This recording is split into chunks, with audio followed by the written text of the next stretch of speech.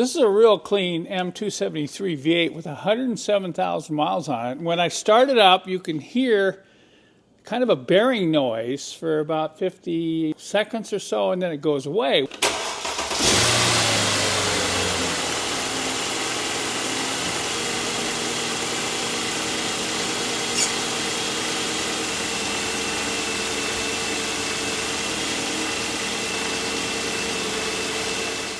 When that happens, it's probably not one of your pulley bearings down here.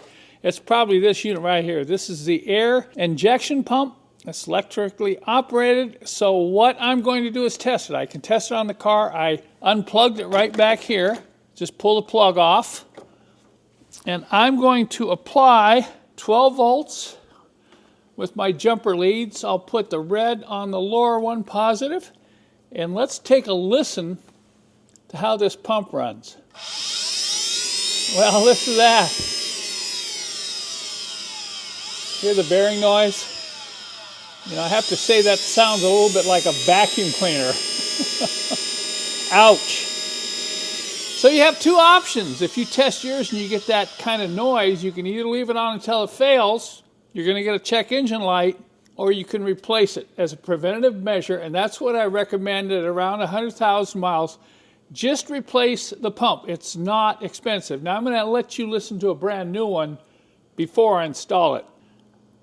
These pumps put out a lot of air, so they're not totally quiet, but if they're operating properly with good bearings, you won't hear them over the sound of the engine. So let's see if we can see a difference here. Can you hear that difference? That's air volume movement. We're not picking up that whine of worn out bearings.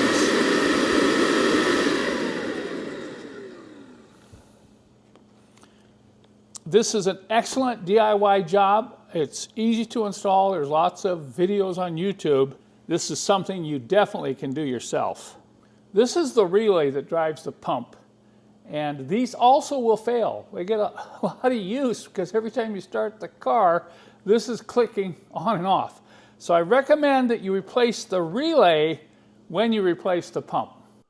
Here are my recommendations for some tools that you may need. To get those screws out, you're going to need about a 4-inch extension and a T30 Torx on a ratchet. I recommend, along with that, that you have a magnet, a fairly strong magnet, that when you take that lower screw out, you can get down there and hold this magnet right next to it. Because if you drop that screw, it's going to go down in those belly pans, and you're going to have to get out of the car and probably take the pans off to find the screw. I also recommend you have an inspection mirror that can help you locate that lower screw on the pump bracket. And then finally, a nice, strong, right-angle pick tool. That's what's going to help you get those two other hoses off once you get the pump loose from the engine.